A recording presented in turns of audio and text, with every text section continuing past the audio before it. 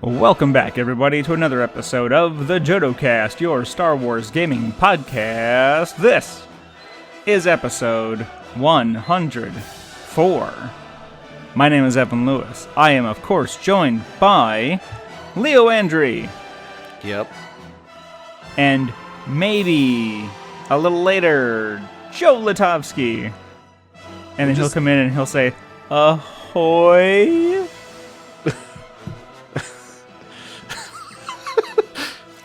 That's the kind of thing he'd say. I feel like he would say it like 2 or 3 times. Be like ahoy, ahoy. He might. Let's see. I think seems... What? I don't know where this is going. Known pirate Leo. Do you remember? Do you remember that pirate we ran into at C2E2? What? Oh, vaguely. When we were walking down the street. Oh my gosh. And like that homeless guy just like jumped out in front of us and like held out his hand. His one finger crooked like a hook. And he's all like, "Arr, matey, I be the scurviest pirate in the seas." I did not remember that. I mean, now that you mention it, like, yes, absolutely, totally remember it, but oh my gosh. Yes. That having been said.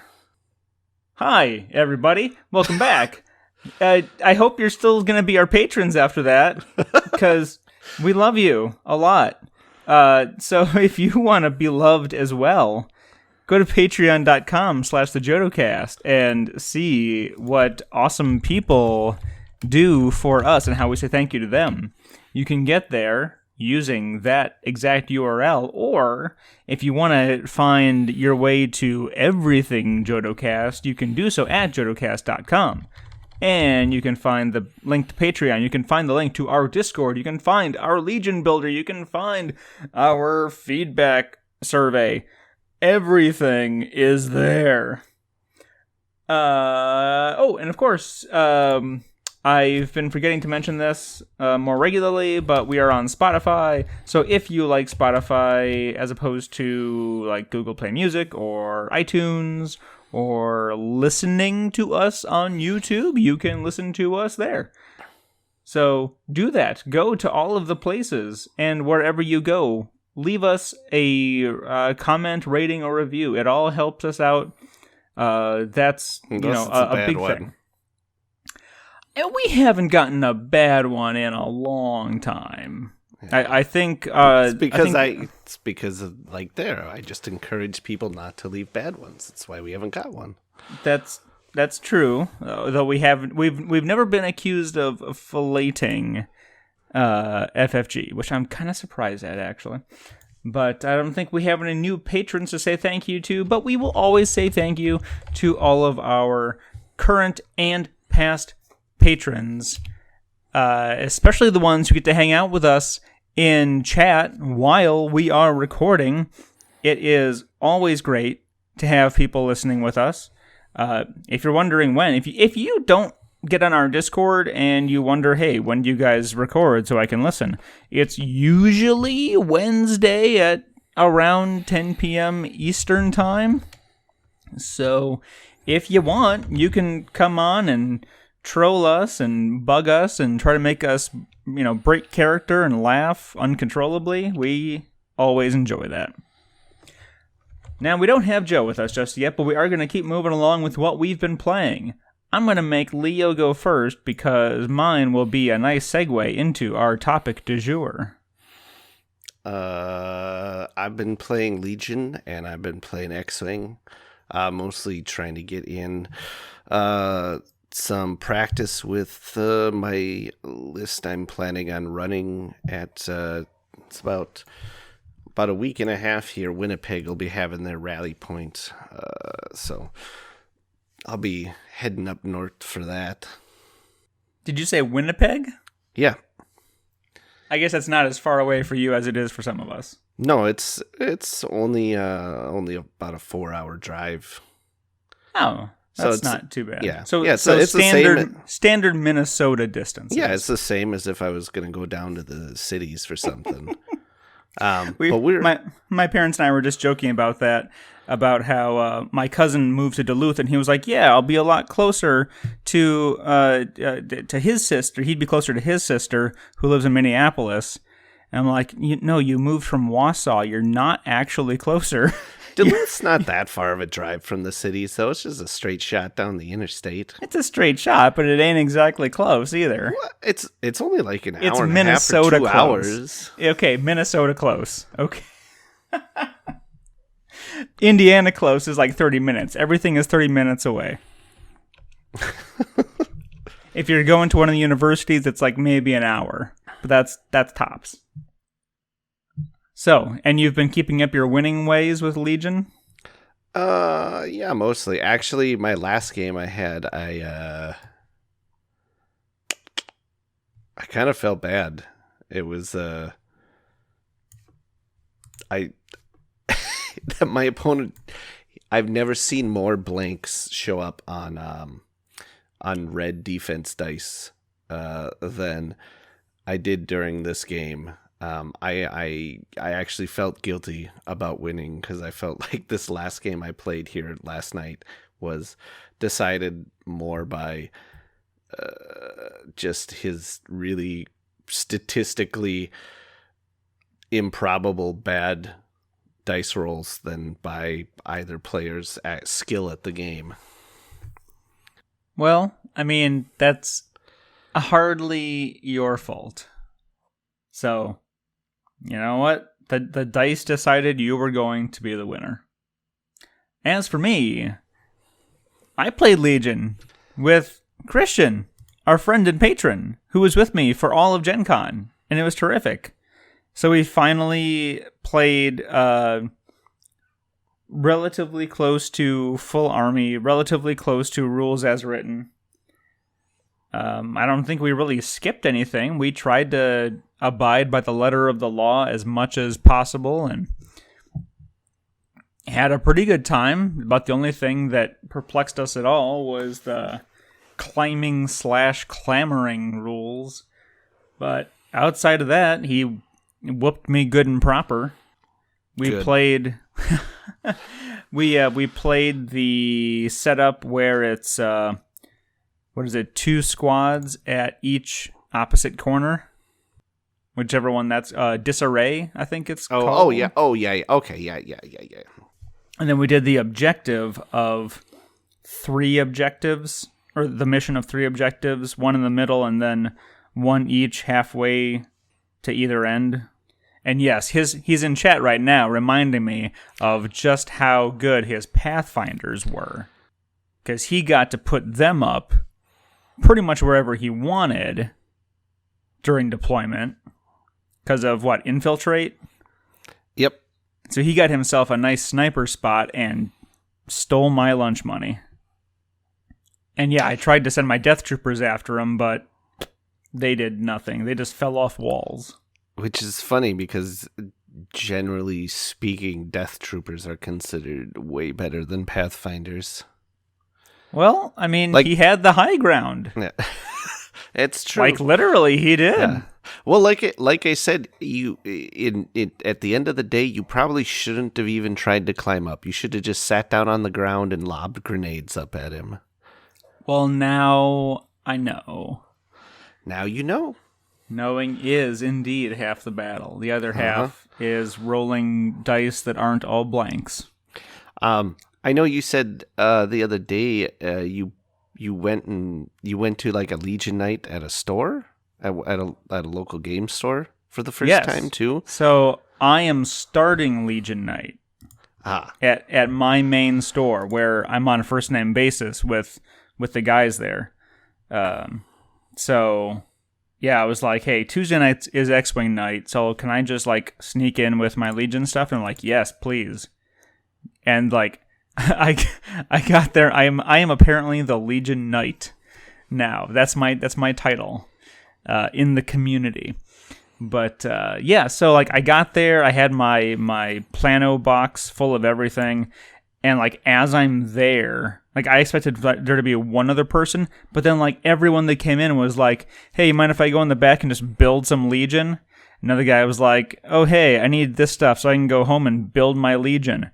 And I'm like, hey, Tuesday night, Legion night. And I actually handed out the one business card for JodoCast that I keep in my wallet. And, yeah. Is that like in high school when the kid keeps like the one condom? The one condom? Yes, exactly. Yep. It's like that scene from Howard the Duck. She's going through his wallet and finds his little duck condom. Yes. So I told, it was mostly just chatting. It was a lot of chatting and a lot of bitching. But it was good. Like, it was a good time, and we were like, yes, Tuesday night, you show up here, we're going to play some Legion. That's funny. That's when that Tuesday night is Legion night at our game store also. Okay, FFG. It's Tuesday been night. established. Tuesday night is official Legion nights worldwide. Yep. Tuesday night Legion. Broadcasting live. Mm-hmm. Monday Nitro. Tuesday Legion Nitro. I didn't know where I was going with that one. Yeah. Well, yeah, because I had to pick a night because Monday is our usual weekly RPG. Yes, we have a weekly RPG night, and then Wednesday night is D&D Adventure League at the store. Thursday is Commander Night at the store. Friday is F&M at the store. So I'm like, let's do Tuesday, I guess. And with that, we might have a Joe. I'm not sure. Do we have a Joe? Maybe. All right. Hello, I'm late. What have you been playing, Joe? We just wrapped up our Escalation Legion League. I think that's it, just Legion. Cool. Well, good. We were just talking about that. Since I won a Rally Point qualifier. What? Oh, yeah. No, we haven't. So you can tell us how you won a spot to go to Adepticon. What? What? I mean, that's not the topic of the episode, but yes, I went up to, where was it? Gilbert? Essentially Phoenix. For the Games U Rally Point qualifier, and I won somehow. Went 4-0, and I was the only person 4-0? Damn, son. And then after that happened, they said, you win, here's some stuff, and you can go to Worlds in March. I was like, okay, thanks. Wow. Yeah, with the exception of my last match, they were all very close matches. Your last one was the easy one? Which is funny, because that was like the match where you were playing against Bushman, who's good. Yeah. My match against him, he threw Sabine out to try and grab a box and recover the supplies. And I had a bunch of guys right there. And he thought Sabine would be fine because she usually is impossible to kill. But he was feeling brave and he set off my Fleet Troopers standby, and they rolled super good, and she didn't roll great, so that put 4 damage on her, and then I had some Rebel Troopers go and finish her off, and it kind of went downhill for him from there after Sabine was unexpectedly and unceremoniously destroyed. Wow. And well, congratulations. I was playing with Luke and Sabine, and I did not have to face any Luke and Sabines. That last match was actually the only Rebel team I faced, which was fine with me. That's interesting. Well, I was just talking about what my first attempt at Legion Night was like, and it was mostly chatting, but it was great. We had a good fun time, and we're gonna keep making Tuesdays our night, and even if it's just sitting around chatting and building, we'll do that. But if we get to play, we get to play.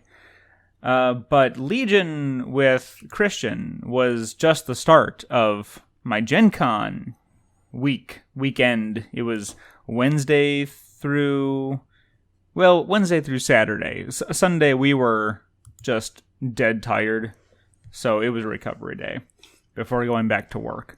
But I got to play Urban Shadows, which is a Powered by the Apocalypse RPG. I got to play Tales from the Loop, which if you don't know what that is, it's an 1980s kids on bikes themed RPG. Band of Blades came out, and that is another... originally the system was Powered by the Apocalypse, but now it's a Blades in the Dark engine system, which is the same as Scum and Villainy that you played last year with us, Leo. Uh-huh. And we taught our friend Kevin how to play Magic the Gathering, because apparently he's gone his entire life without playing Magic. So we got some more free decks from the Learn to Play kiosk.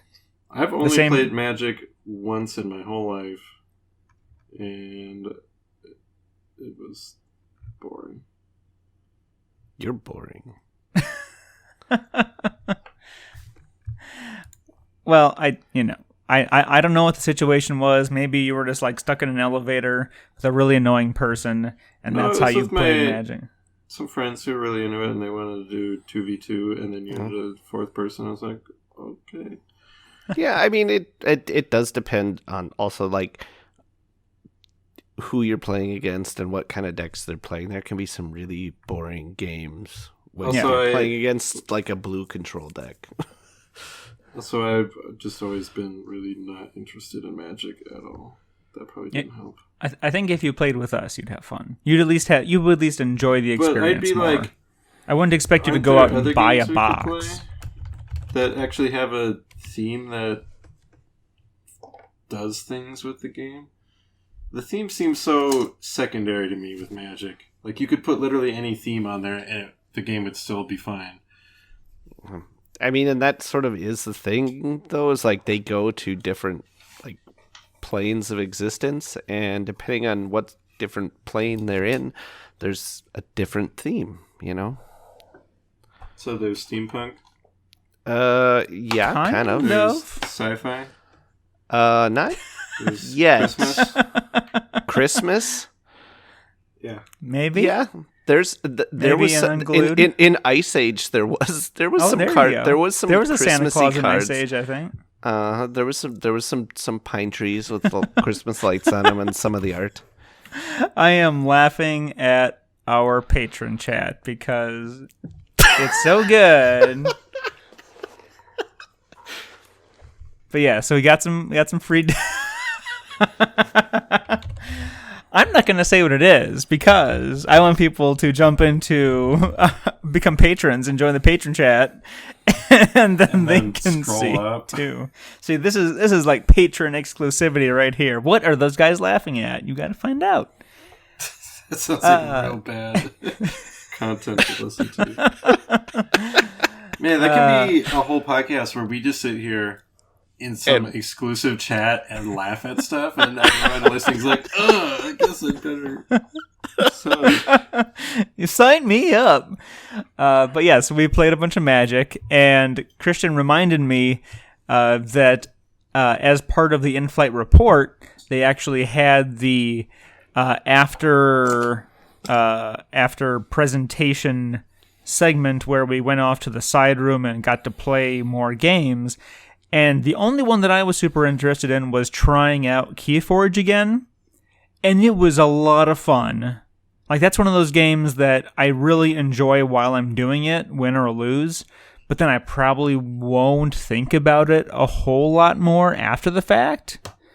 Which is kind of how I feel about Destiny. Like, I enjoy it in progress. But then once I'm done, I'm like, no, thanks.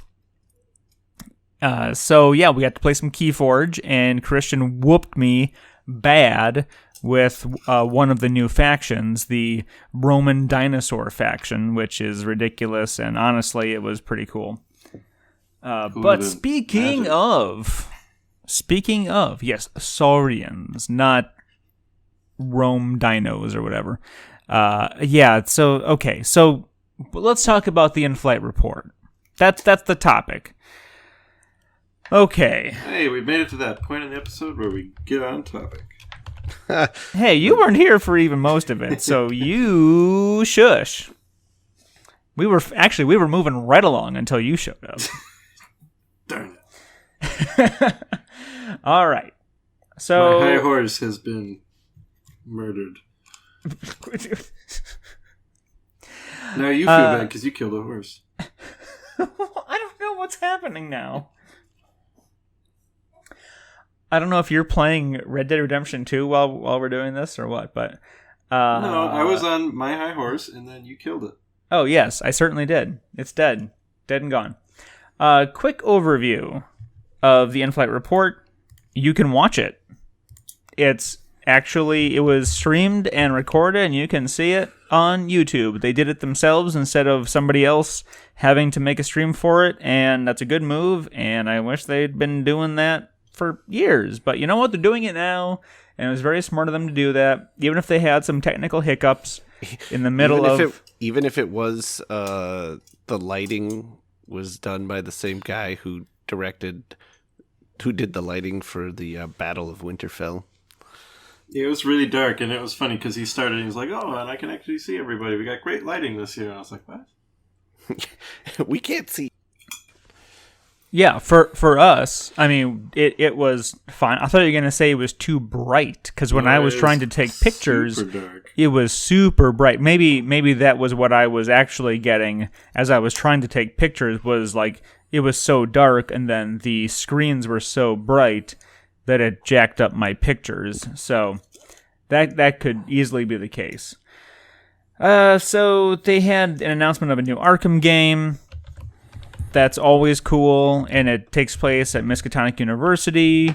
That's cool. Cool little theme. What?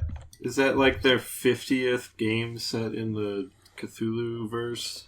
I think so. Might be 51. Approximately. Yeah, give or take. 50.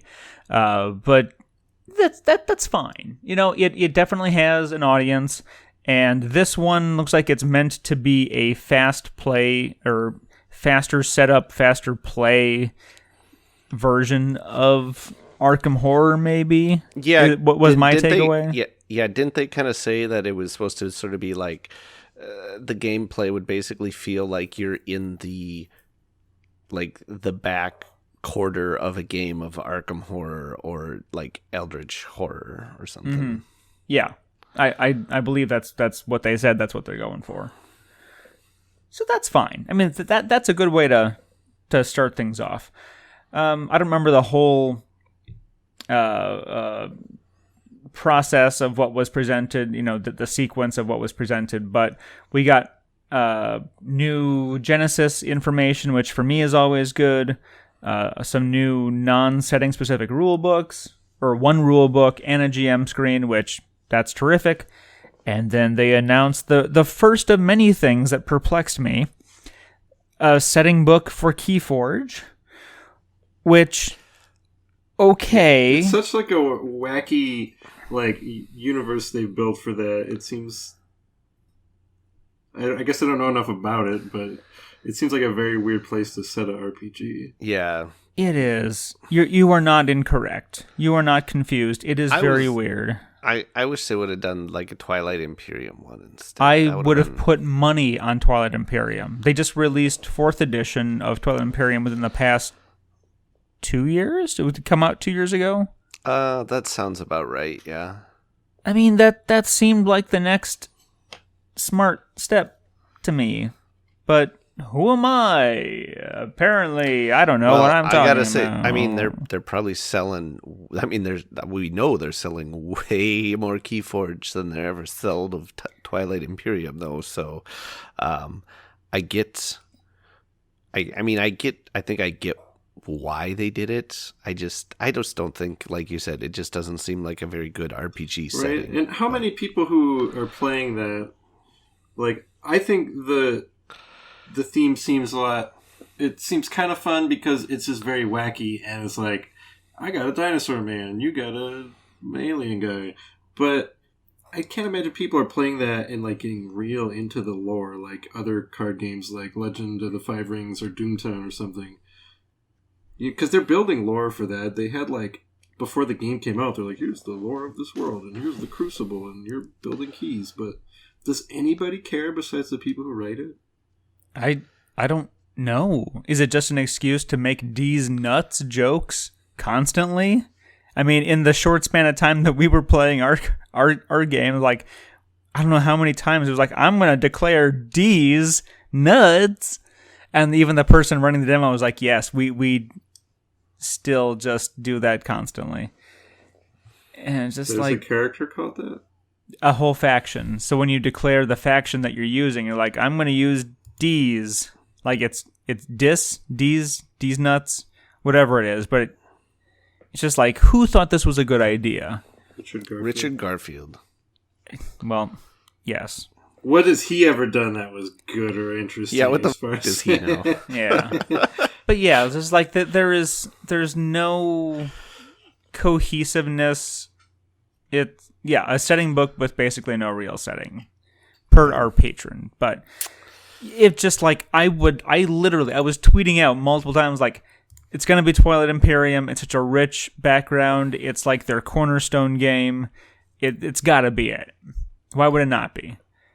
It's one of the featured ones in the core manual of Genesis. You know what? Even they could have even stuck on the Cthulhu theme and put out some like Arkham horror setting stuff. For Genesis. I would have adored that. I would have absolutely loved that because it's just different enough than regular Cthulhu mythos to be worth it. And I mean, and the Genesis. I mean, and I think it would fit well with that system because the whole Genesis system encourages storytelling, which is kind of, I think, what you want from the whole like mythos Cthulhu stuff. It was undescribable there. That's how you tell stories. Like H.P. Lovecraft. Can you tell me what's the monster look like? Undescribable. Great author. Good writing skills.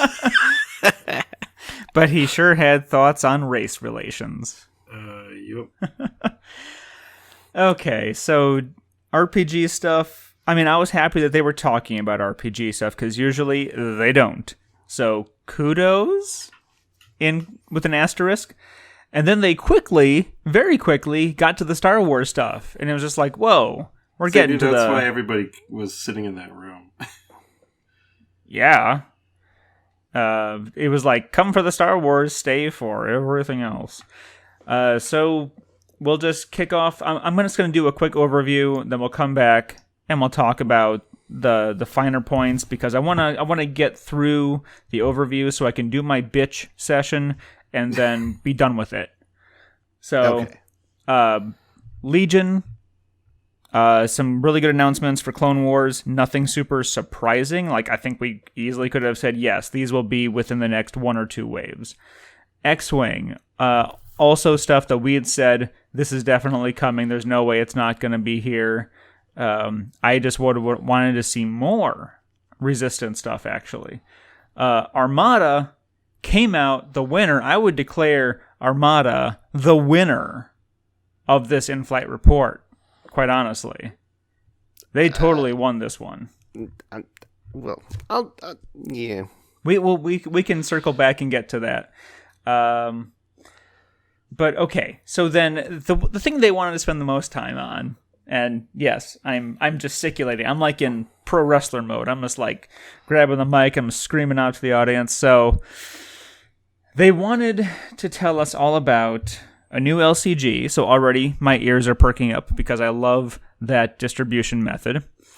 And it's Marvel, and I'm like, okay, I dig Marvel. But then they showed it to us, and it is graphically, and that's one of the things that it's a comic book. Comic book, half the medium is how it looks, so it has to look good. And this looks like how someone who has never read a comic thinks comics look. And it immediately put me off seeing the gameplay. It's like a combination of their co-op LCGs like Arkham Horror or Lord of the Rings mashed up with Legendary, and I've played Legendary. It's fine in all small letters and a period, but like when I saw it demoed by Christian and Zach in 2012 GenCon, like the graphic design made me instantly walk away. And yes, Christian is saying in chat, clearly none of the designers watched Spider-Verse or have read anything post-early 90s. Like, I don't even think comics looked like this in the 90s. This is how, like, the Pizza Hut X-Men comic looked. And I'll just let me just get through my rant. So I'm sure it's fine. Like, I'm sure once I played it, it'll probably be like, okay, this is fine. But I can't stand the graphic design choices they went with. So then after they showed us that, they brought somebody else on stage who's not even from FFG. And then, yes, and now I'm reading chat again. I gotta stop looking at that. And somebody else under the Asmodee umbrella talked about more Marvel stuff, a Marvel miniatures game, and it's like, I don't know. I don't even know what to say about this, because at first glance, it looks like a bespoke version of HeroClix. Don't use that word, please. What, just bespoke? Never utter it again. What's wrong with bespoke? I'm not using it baggily. I'm using it in its actual. It's to the point where the word can no longer be separated from the douchebagginess. Okay. I'm sorry. It's been tainted. All right. It looks like an artisanal. It looks like an artisanal version of HeroClix. But I mean, it's clearly the models are clearly better than that. I have so many questions about why they decided to make this game. Not that it exists, but the way they've chosen to go about it. But that's not what this show is about. This is not a Marvel show. I'm going to get off my soapbox. I'd like to go on record and say that I think Marvel Crisis Protocol looks really cool, and it's going to be hard for me to not buy it. Yeah, I think the models look good, and the system is actually kind of intriguing. So I honestly give it a thumbs up myself. Mm-hmm. Okay, well in the glass case the next day they had more models, and we will be putting up a gallery of pictures up on the website.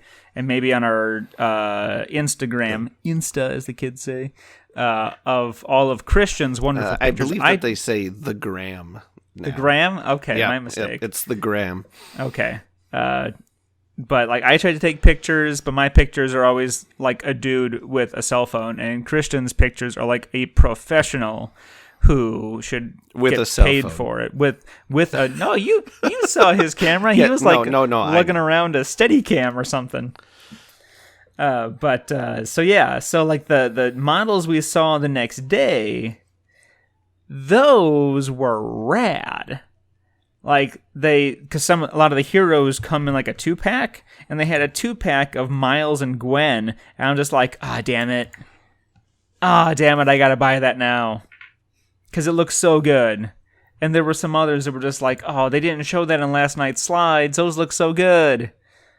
So, if somebody else were to say, hey, we're going to play this game, I'd be like, fine, I'll go halvesies with you. But, again, not a Marvel show. It has I'm MODOK, done. Which It's got MODOK. In like the first wave of stuff. That's amazing. I love MODOK because he's like... ridiculous? Yeah, he's like Ewoks and Zero the Hutt, and he's just super dumb, and that's why I love it. I know what you're actually laughing at. Yes. So, Yeah, so that was basically the whole show. I think they spent more time talking about those two Marvel games than they did everything else, though. Yeah, they did. And But- that the Crisis Protocol took so long. Like, it was supposed to be like one more thing. Like, Steve Jobs pulling an iPhone out of his pocket and then like, okay, that was a nice surprise. We're done. Or like a I mean, teaser. I don't know. It was kind of like when they were like, oh, and just one more thing last year. And then it was like Richard Garfield comes out and is all like, I made a whole brand new game. I guess that one didn't was feel like nearly as teasery. Like, oh ho ho, surprise! This was one was like, just like, Well, it's a brand new company, and that guy was happy to be there and show off his stuff. Right? Yeah, That's the first. Did we even know this company existed before? No. He stepped out on stage. this is literally their first product.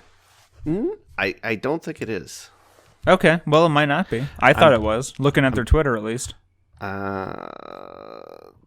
I followed them on Twitter after the show, there was like 5 other followers. Yeah, exactly. But yeah, during the Q&A, someone said, so what's the relationship between Atomic Mass Games and Fantasy Flight? They're like, oh, well, we're friends. And we're both owned by Asmodee. Yeah, and they're both headquartered in Richville, Minnesota. Well, that'll do it. So apparently we need to just move there, become friends with them, and then we can get on stage too. All right. Again, not a Marvel show. We're here to talk about Star Wars, the thing that actually makes FFG money. So, Legion. And on that note, the baby just woke up. Oh, baby. Yeah, baby. At least I think so. Give me a sec to go check. If I'm not back in a little bit, just carry on without me.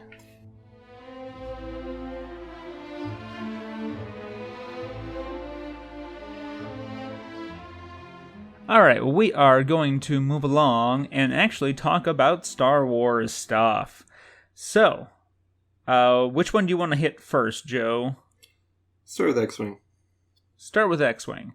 X-Wing got some interesting things. I didn't even really pay attention too much because I think I was otherwise engaged with trying to take pictures or responding to folks on Twitter or Discord when they brought up the obstacles, devices, and reinforcements thing. Oh yeah, there's card packs finally for X-Wing. So these are literally just the universal cards. No. Okay, so what are they? One of the packs that comes with obstacles and stuff. It doesn't. I don't think it introduces new obstacles, but it introduces. Let's say you didn't buy any of the new Clone Wars stuff. You can get those gas cloud obstacles. It also has a bunch of cards that have like little scenarios, which I am really excited about because it makes the game a little bit different. That, like, just how you set up the game and rules for like obstacles moving or things like that. The pilot one, that one comes with some characters that haven't been in the game yet that probably should have been. For example, when they designed the U-Wing expansion, because they don't get told as much as people might think from Lucasfilm, K2SO was not a pilot in that expansion. He's finally got a pilot card in this expansion. Okay, baby finally put down to sleep. Yay! We are talking about the card pack and other expansion announcements for X-Wing. So did I miss Legion? No. Nope. Good. So yeah, there's stuff in that X-Wing card pack that, characters that maybe missed the initial release of the ship that they should have been in, and things like that. So I think those card packs are neat. I think all of the other ships were just kind of ones that existed in 1.0, except for the 2 from the Resistance TV show. Oh, coming in Wave 6? Yeah, those are the stuff they announced. Yes. Yep. It's Everything like A-Wing, else Houndstooth, other stuff. But the Fireball and Von Reg's TIE Interceptor were the new ones coming, which look very pretty. Well, so does the new Houndstooth, actually. The new paint job they gave that is amazing. It looks a lot better. They're like, let's make it look like not just a garbage truck. Well, and they're including the Nash to Pub, which is nice. Didn't they include it in the original pack? No? I thought they did. You know what? No, I don't think they did, because I do remember people custom painting theirs a whole bunch. Okay. So it looked like it. Well, in any event, I was reminded of the episode that Leo and I did where we looked at the ships from Resistance and tried to figure out how they might appear in X-Wing, because it was really only a matter of time before they did. And so I was pretty excited to see these two, the Fireball and Von Reg's TIE, show up. But I was slightly, the only thing, like, I was just a teeny bit sad that we didn't see models of the Aces. I'm sure I wouldn't be surprised if we do eventually, but we will. The reason you don't this time around is because those two ships we're getting are the only two ships in that show that actually fight for the factions. The Fireball, Kaz flies it for Secret Resistance stuff, and the other one's obviously a First Order ship. All the other ships in the show aren't affiliated with either of those factions. So yeah, but they'll find a way to put them in there eventually. My assumption is next season they will be, and yeah, I'm with given you. the way the first season ended, I imagine that all the Aces will be like, yeah, okay, we'll join the Resistance. Yeah, and so then we'll see more of those. As far as the action, like the ship, like the abilities for the Fireball are weird. I can't decide if I like it or not. Like it's super thematic, but I don't know if I want a ship whose power revolves around blowing itself up.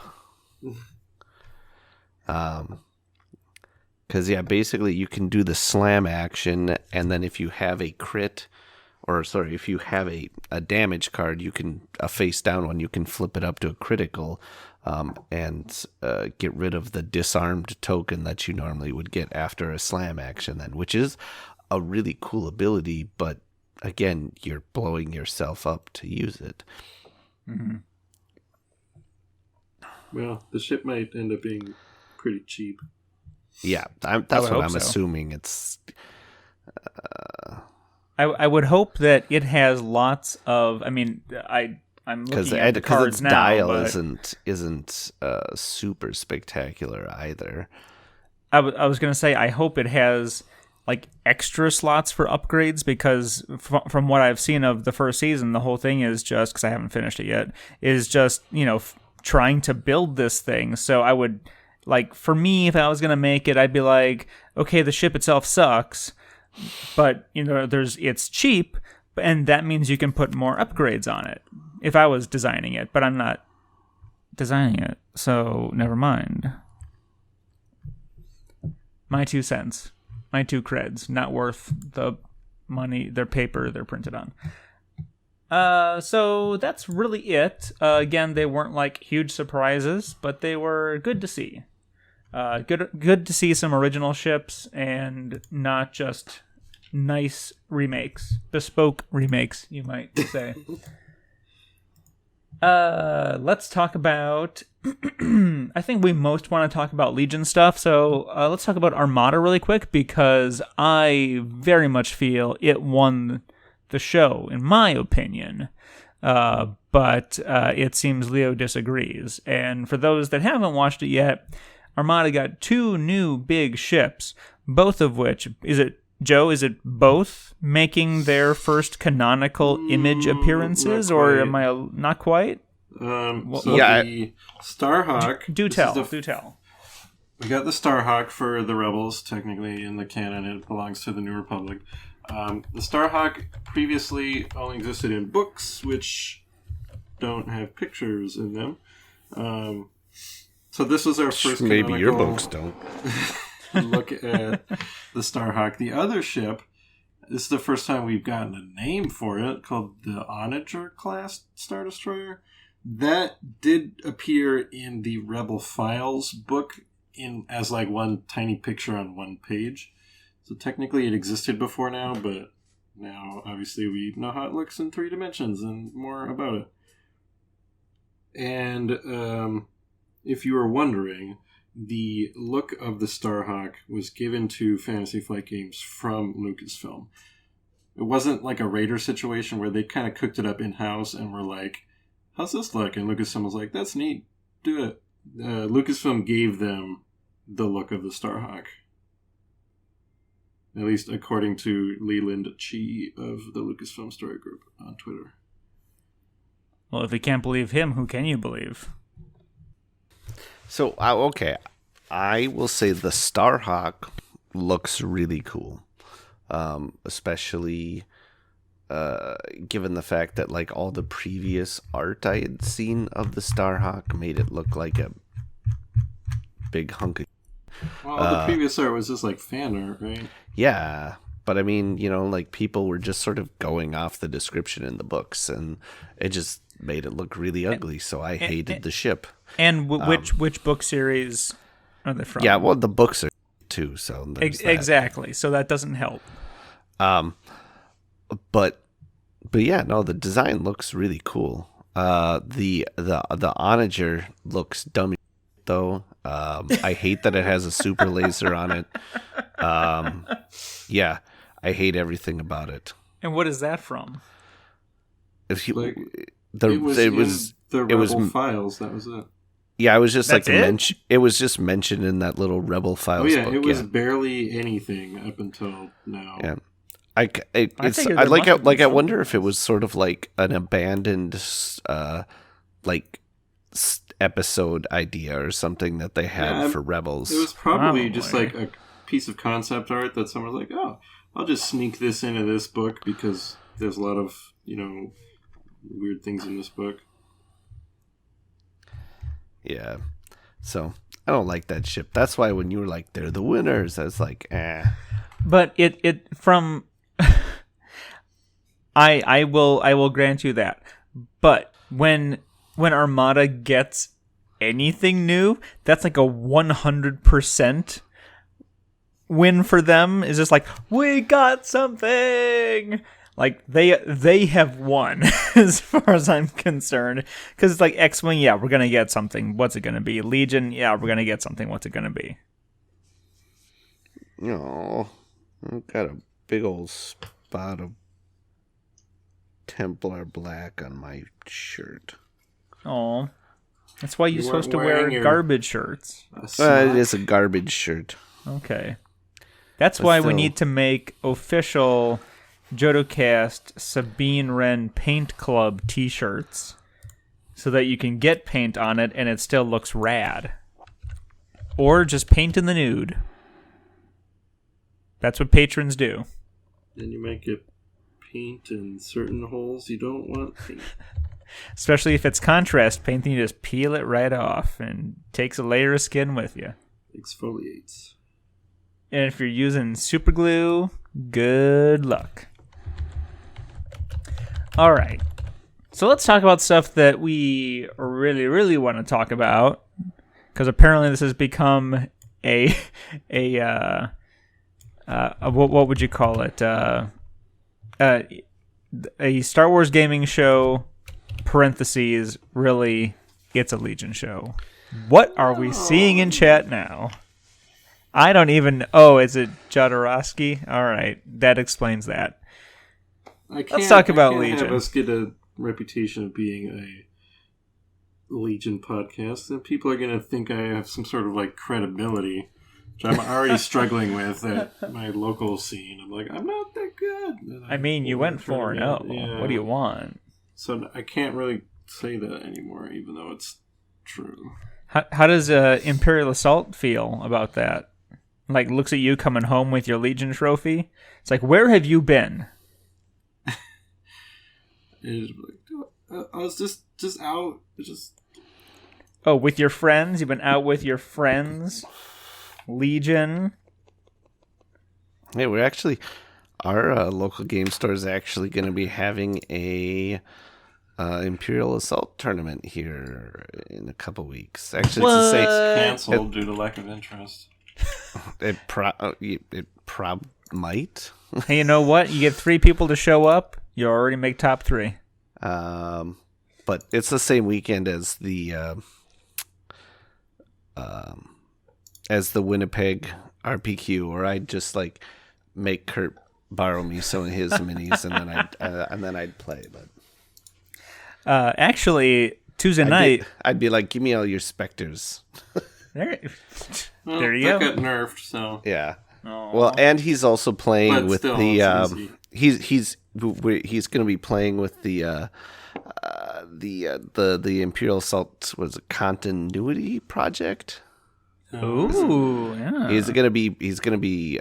I believe he's running the tournament using their rules. So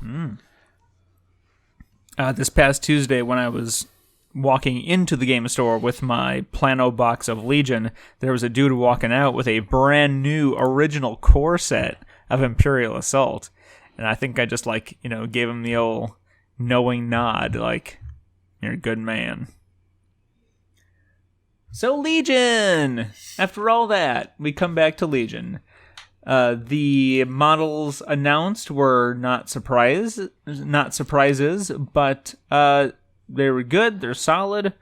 So we got Dooku and Rex for commanders. That's great.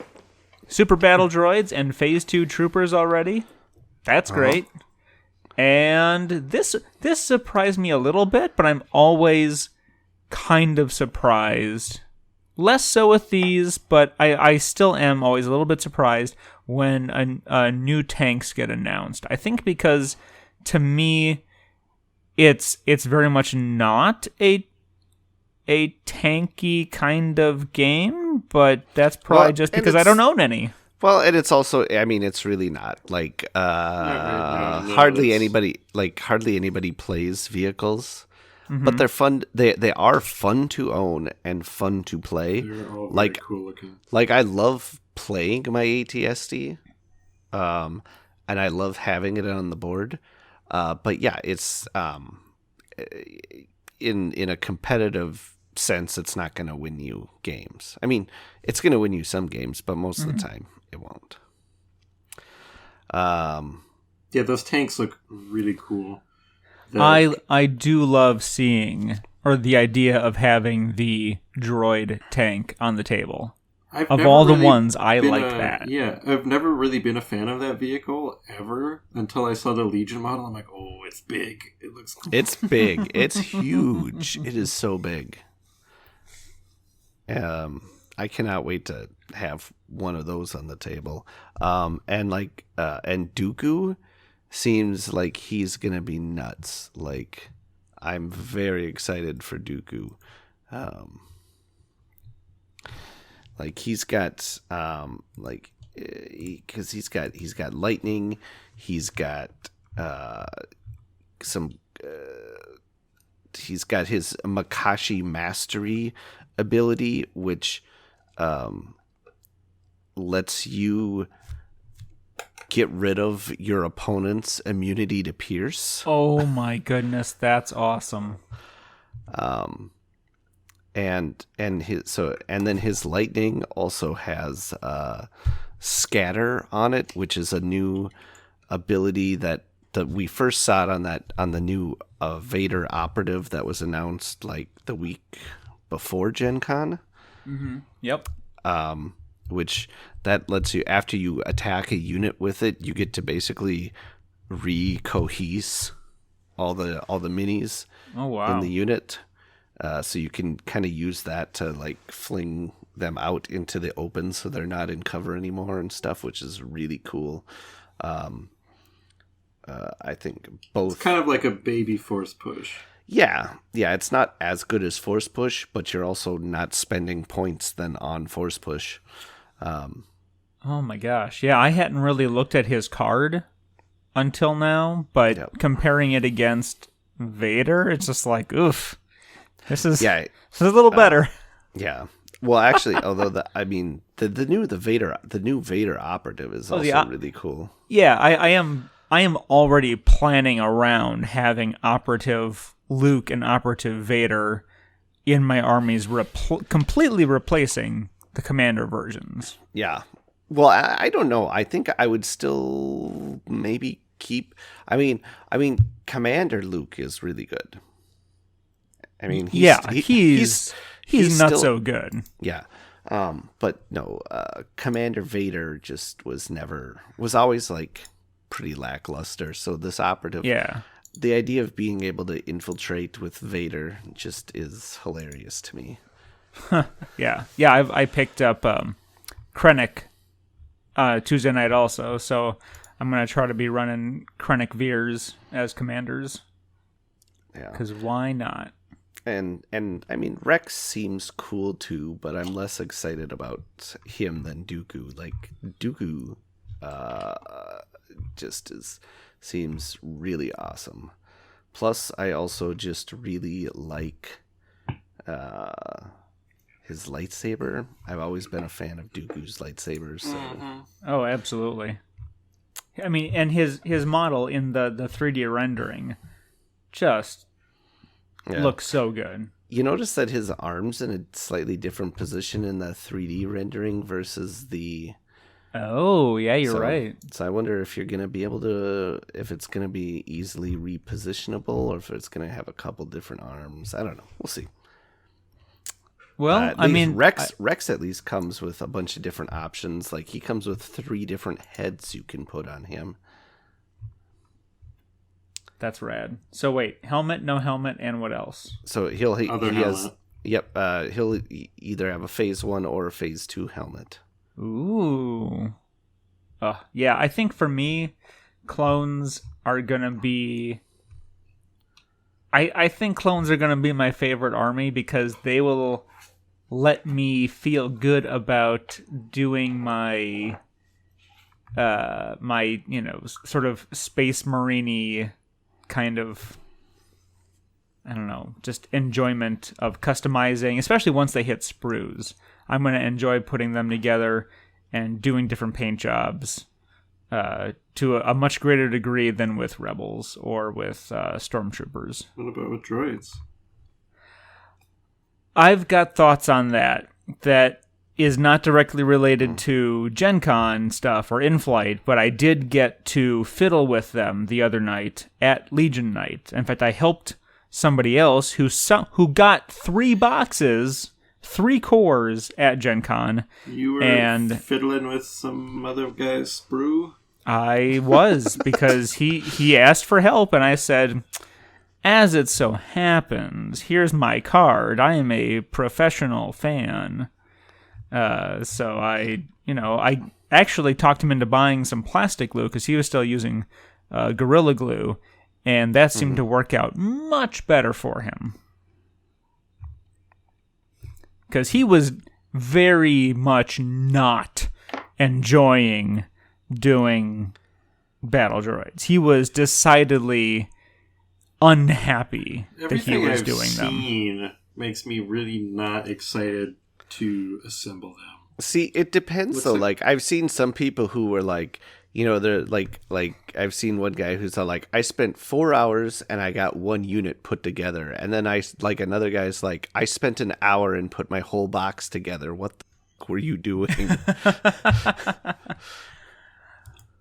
Yeah, and I talked him into buying some Citadel plastic glue, and he was able to knock out one droid figure, one model, much more quickly than he had been doing any of the other ones using super glue, because they're so fiddly that you have to hold them together. Like, you need a third arm to hold it together to get them to stay. And he said he kept running into having glue get on his fingers, and he's pulling his fingers away, and he's taking a leg with him. So I'm like, was he using like a runny, or was he using like a liquid glue or a gel glue? It was. I'm not sure. It was. It had the brush wand in it. Yeah. Oh, yeah. That seems. Yeah. I think if I was still gonna use like super glue, I would definitely be using like the gel. That for Loctite gel control was the best thing anybody's ever recommended to me. It's probably you, Leo, or somebody else on Discord, and it was like I got something like, oh, look at this, but super glue that doesn't just get everywhere. But that being said, it still would probably be best to switch over to plastic glue for the hard plastic. Yeah, guys. and I think if he kept at it like for the past couple nights, or I guess just the remainder of last night and tonight, I'm willing to bet that he got through the majority of the rest of his droids much more quickly and with a lot less fuss. So, pro tip: if you're doing droids, listen to this episode, and you got two points of advice. Either use what Joe recommended, Leo recommended, or the plastic glue. It'll just make your life that much easier. I like how part of the advice was listen to this episode, which they're already doing. Well, but you might. Like I said, when we did the episode about getting started painting, I went back and listened to it a couple times because your advice was that good. I'm giving you kudos, Joe. Accept it. No. Yeah. Did you guys see that I'm too humble, extraordinary humble. And I know I'm a million times as humble as thou art. Did you guys see that Ayla Sakura and Plo Koon are both pilots for the Saber tank for the Republic? I did not. That's interesting. Really?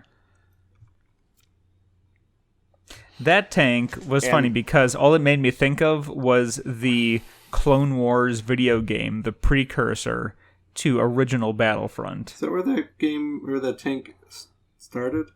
I don't really know the origins of the tank. So I don't remember seeing the old it before Battlefront then. games. It's in the new Battlefront game now. Yeah, but I think he was in that Clone Wars game first. You just one that drove was around like and blew shit up. Tetris and Clone Wars on the same disc on Xbox. That's the one. I think that and Halo were my first original Xbox discs.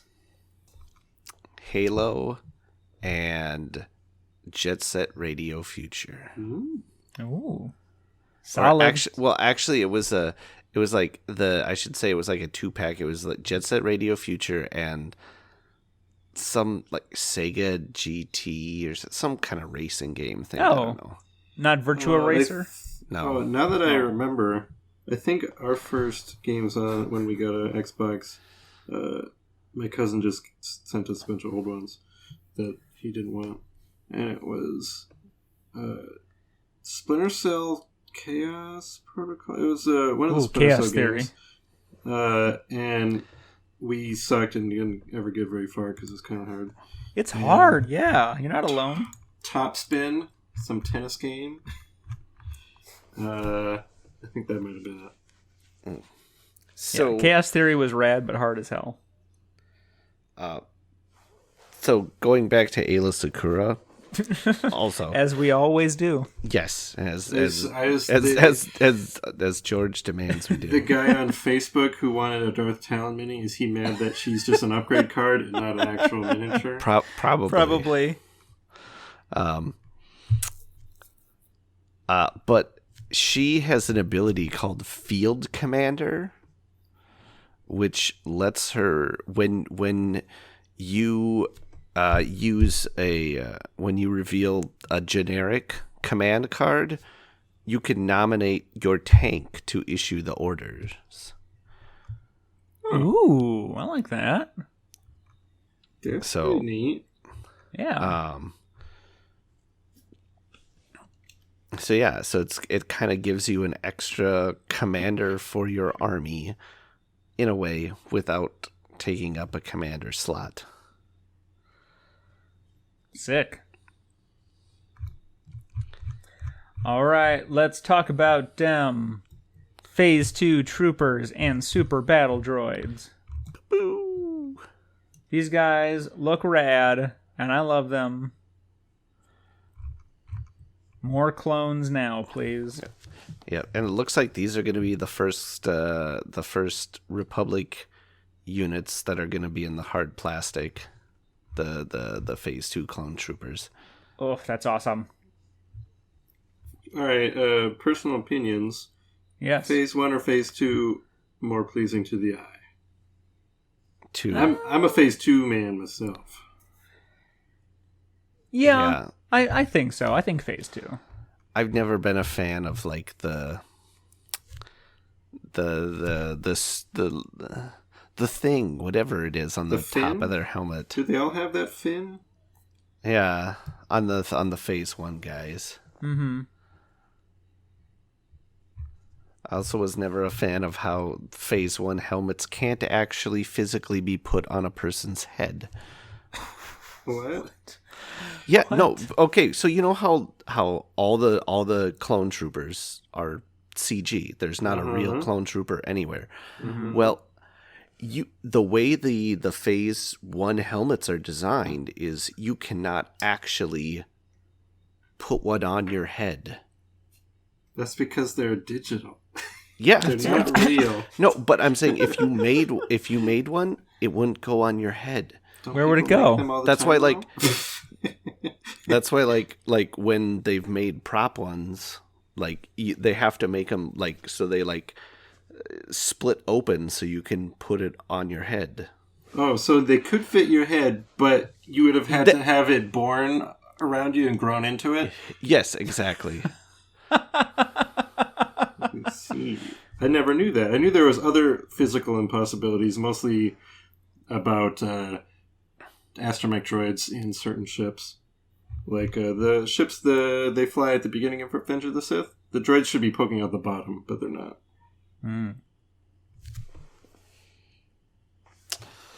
So as far as models go, I'm digging the design, at least in the 3D renders, of the Phase 2 troopers. I want to know why the chain gun guy is kneeling in such a funny position to use that weapon. It's heavy. Yeah, he's taking a break. Jeez. He's got weak knees. Look how apparently. heavy. That's a big gun. He's old. That guy's like I think 10 years old. The walking clone is probably like my favorite pose of every single mini in the game so far. Ooh.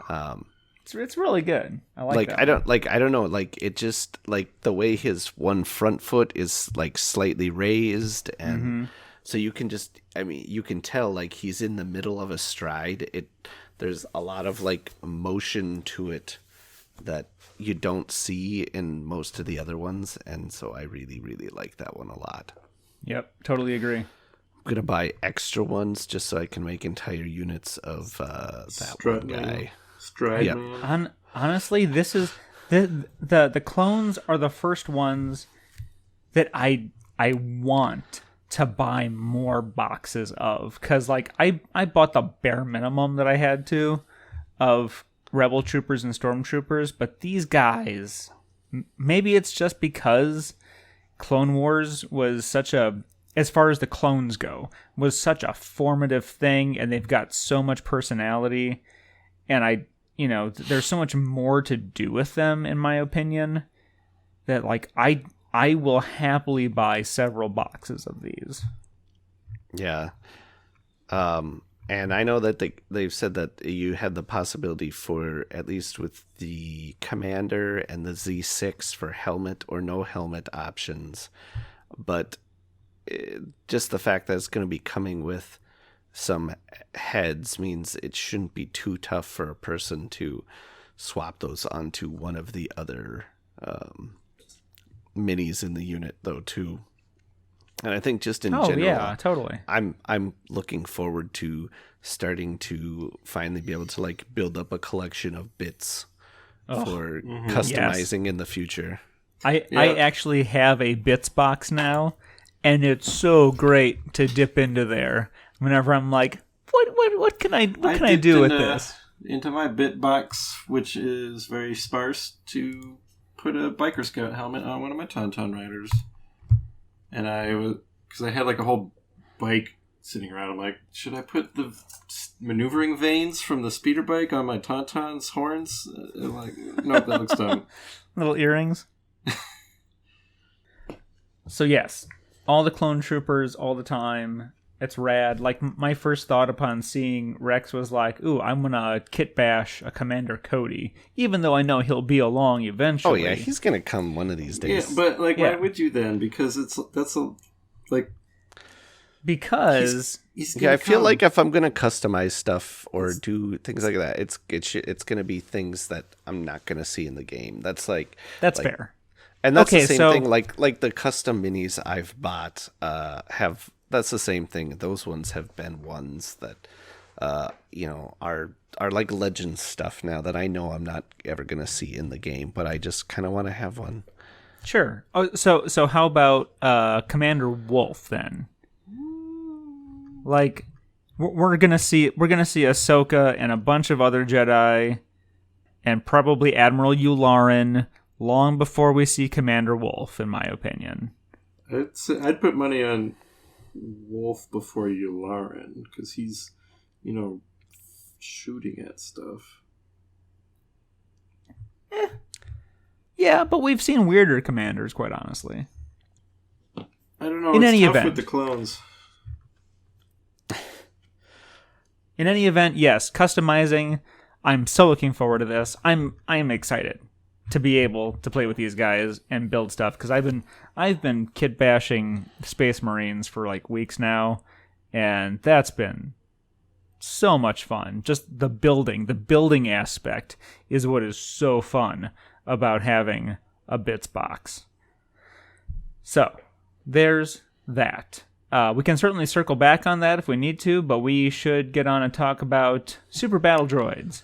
I did have the guy the other night ask me to try to confirm that these were indeed going to be core units and not spec ops. Okay. Yes, they are core. They have the base size is only 3. 3, I know, that's crazy. There's only 3 of them in a unit, as opposed to everybody else who's 4, except the baby battle droids. Those guys are 5, and yet they've still only got the upgrades of +1 regular and +1 heavy, right? Mm-hmm. Yes. Yeah. They're beefy boys. Hopefully they're more... So you've got... Go ahead. Yeah. I was going to say, hopefully they're more Republic Commando, where they're just like, you run into one, you're like, oh crap, this is a problem.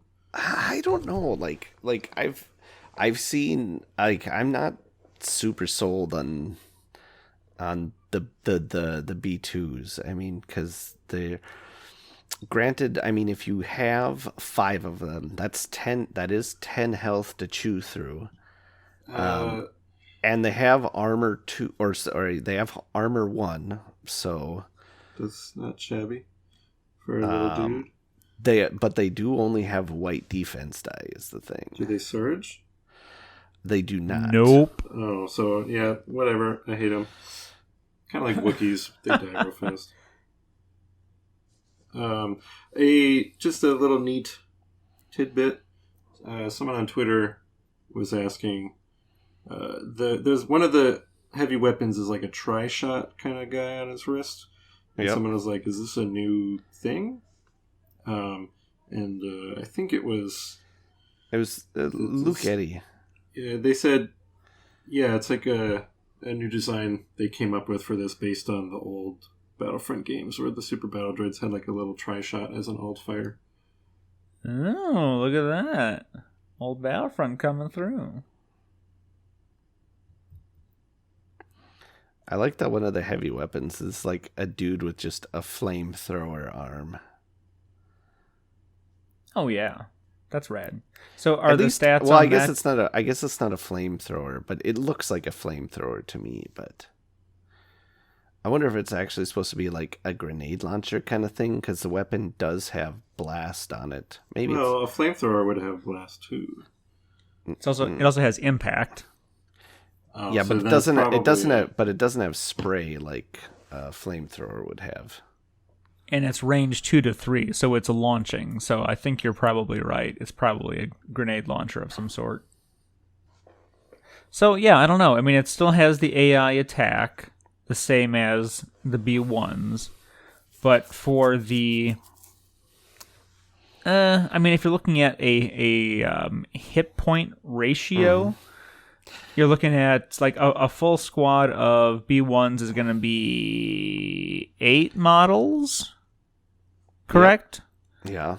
So that's essentially 8 hit points, and then a full squad of this is going to be 5, and that's 2 hit points 10. apiece. So 10.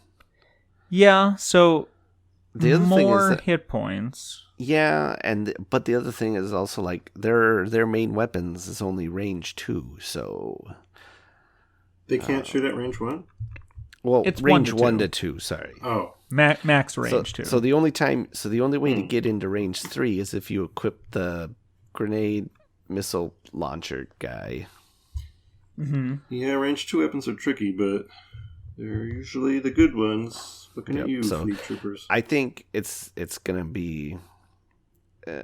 I think if you can get them in range 2, they're gonna be high. They're gonna be a high impact unit, but it's gonna be a matter of being able to play them well. I think Yeah, and we don't have any sort of dedicated transport to move guys just up the field safely at this point for them. So Yeah, not yet. not yet. Well, and I doubt we'll ever get the the. Oh no, the that's ship- way too big. That's way too big. The ship. Everyone knows what I'm MTT. getting at. The ship full of like hundreds of battle droids.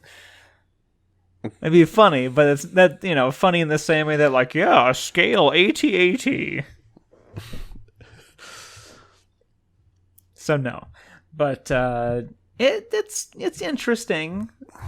I mean, I haven't looked too deeply at the B1 cards, but it sounds like for what B1s are, like that's probably a better value just in terms of numbers and potential damage output.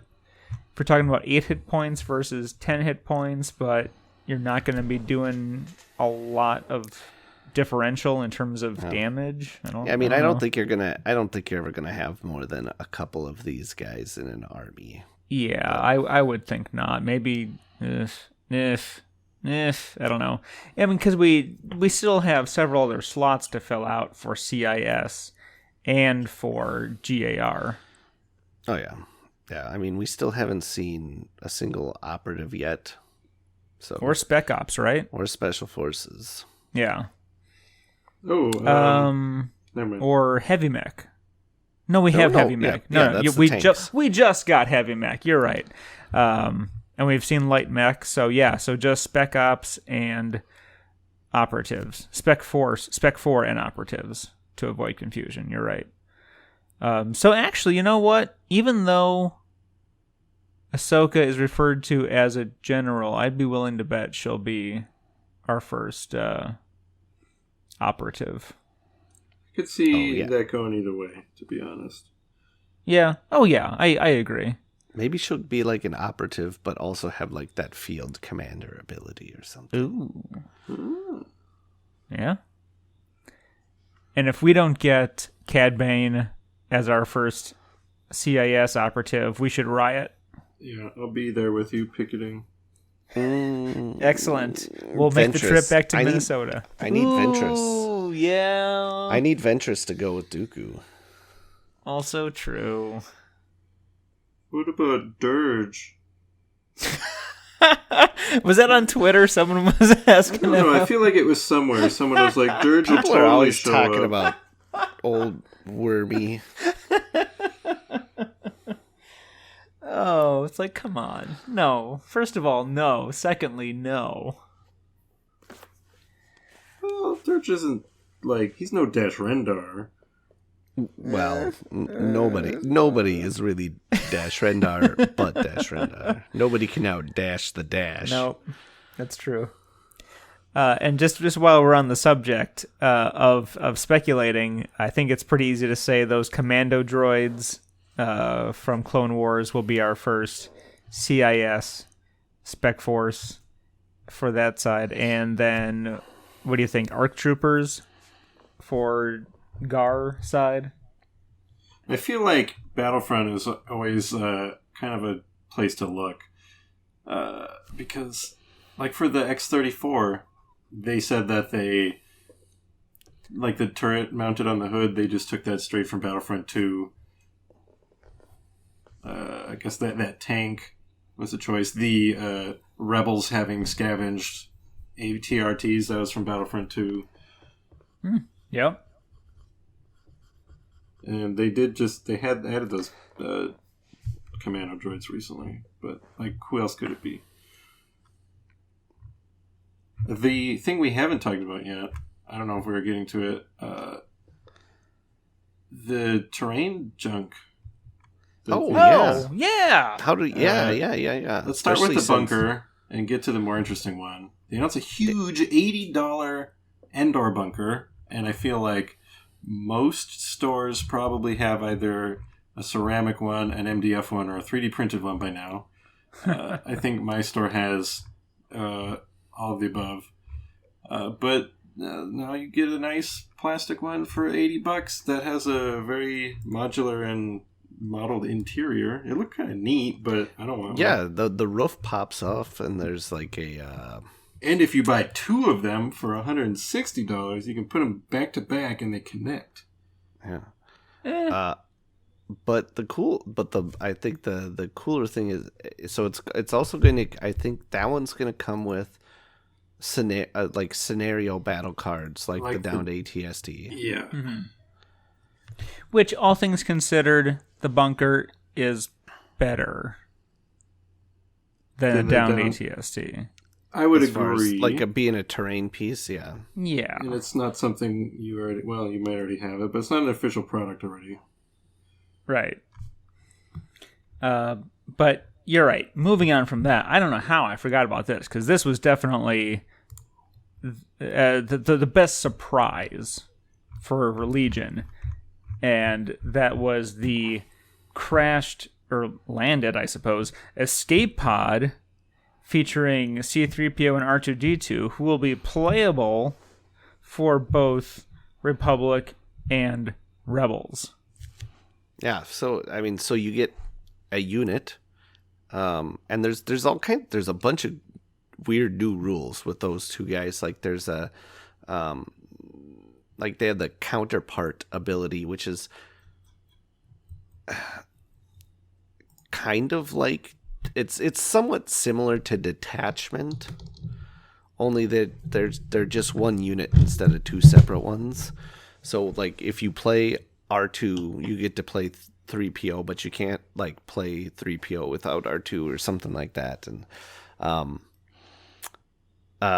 then you get the escape pod, which is going to be a terrain piece. Yeah, that looks really neat. And then I think they said that it's going to come with scenario command cards also, or scenario battle cards, but it's also going to come with battle cards that are just in general going to be usable in general games also. Or did I mishear on that? I don't know. I thought they said one of the two sets was going to come with some general battle cards. Huh, that could be. I feel like that's not... I feel like because they didn't want to put new command cards in the Republic, or the new core set, because they said they didn't want to isolate people who weren't buying that faction. I feel like they wouldn't put cards in this, primarily Rebel Republic thing. That's true. So if it is going to be in one of them, maybe it's in the bunker. I swear they said that there was going to be some in one of those two sets. But yeah, I think that escape pod looks neat, and I'm excited to get C-3PO and R2. The question is, how do I paint them to be unique to my army, but not just completely different droids? Because my unique characters so far are essentially because my army has some like very light lore to it when I paint them.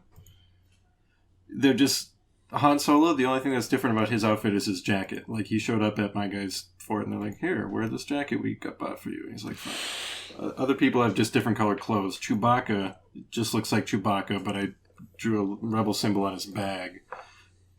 So it's not like they're different characters. They're just wearing different things. So I don't know how I'm going to pull that off with R2 and 3PO. Give 3PO a chopper-colored arm. Just one of them. Just his, like the one that would be red, make it orange. I was going to say, you should do like R2 and make him be in disguise, sort of like on Rebels, when like every time when they disguise Chopper, like sometimes like you can see like they did it like in at least a couple of the episodes where it's like they had to do it really quick, and you can still kind of see like his Chopper colors still showing through in some places. That could work. So first paint him up like R2 and then go back over it with another crappy, poorly done paint job in a different color.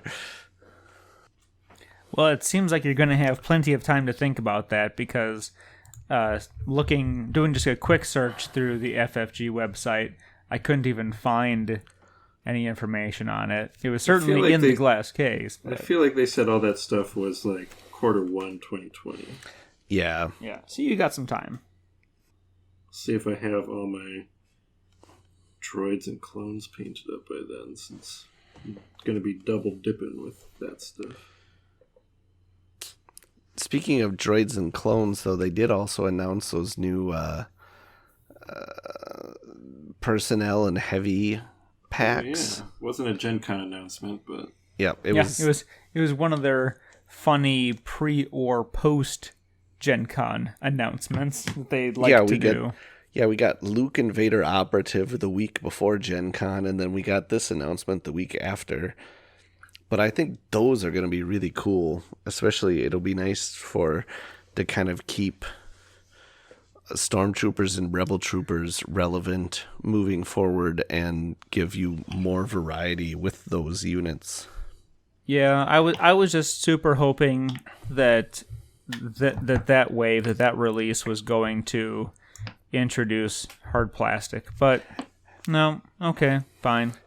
Yeah, it's fine. Have any sort of stake in the hard plastic thing. The ones I have are already just be like, "Woo, these are really nice and neat. I love them." Like, how are they going to be even better? I don't know. I don't care. I'll just. I would have said the same thing too before getting my hands on the over customizability of GW miniatures. I don't know. I gotta say, I mean, I've put together Space Marines before, and it's fine. All lowercase letters with a period after it. And that's fine too, but like, just from the experience that I've had with them, I mean, I think if you go down that route, you can. There's definitely positives and negatives to both. Whether you've got the hard plastic or the softer plastic, there's things to like about both of them. So, and there's also issues. They both have different. I think we talked about this back like when it was first announced, the Clone Wars stuff, and we knew that we had this exact same conversation. So I'm not going to rehash it, just to say that there's pros and cons to both different types. So yeah, I'm fine either way. As long as they don't start doing cheap resin casts, we're fine. That's all they got to do is avoid doing cheap resin casts. So I think, yeah. Sorry, I have to tell you a story about resin minis. Let's hear it. This is probably just going to get cut out of the episode because it's totally extraneous. But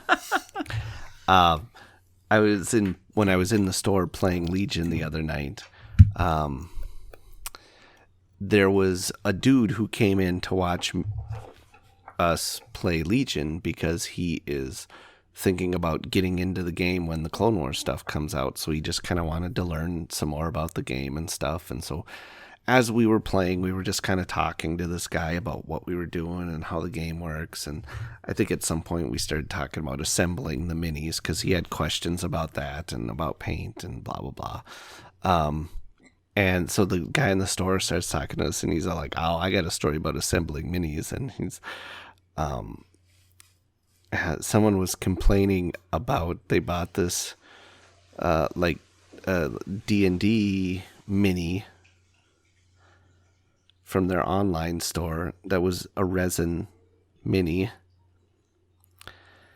and then he left a 1-star review and was all like, I ordered this and no, it was like, it wasn't painted and it came in like 5 pieces and I tried to and I was trying to super glue this thing together and it just would not stick together. I don't know what is the deal. And he's like, it's a resin mini, you dumbass. What the hell? But yeah, so we gosh. had a chuckle about that. Are the Harry Potter ones resin? I think they are.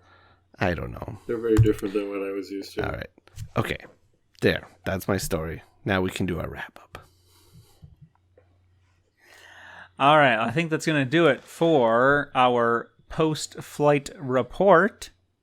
Registered trademark. Yeah, that's it. GenCon was a lot of fun. We could certainly do a whole podcast on how all of that went. I for the first time in a while that I've been able to go, I didn't manage to knock out almost one podcast per day. It was just so dang tired by the end of the day. So sorry for that. But I do hope that either or both of you gentlemen have the chance to come to GenCon next year, especially if you're both going to be like hot shot tournament winning Legion pros by that point. Well, that's all I ever hear is like, yeah, we whooped everybody. Well, I'll tell you what, if I do actually manage to win my Rally Point qualifier, which I don't know, and I get to go to Adepticon, that'll probably be that's it. My budget's blown for the year right there. So, all right. Sorry, Gen Con. Yeah, well, it's a relatively short drive for me, so I will try to see you both just outside Chicago then. Yes. Yeah. All right. With that, thank you, patrons. Thank you, listeners. Thank you, everyone. Thank you, Leo. Thank you, Joe. Thank you, Christian, for coming with me to GenCon and taking amazing pictures that we will be posting shortly. Anything else? Last call. It's closing time. What else you got? You got anything else? No. All right. In that case, we will talk with everyone next time. And that was bad. Same Jodo time. Same Jodo channel. The Jodo channel coming soon to Amazon Prime. I don't know. They're buying up everything else. Maybe we can work out a deal too. There you go. It's over. Good night. Bye. Splash. Fish jump. The fish jumped.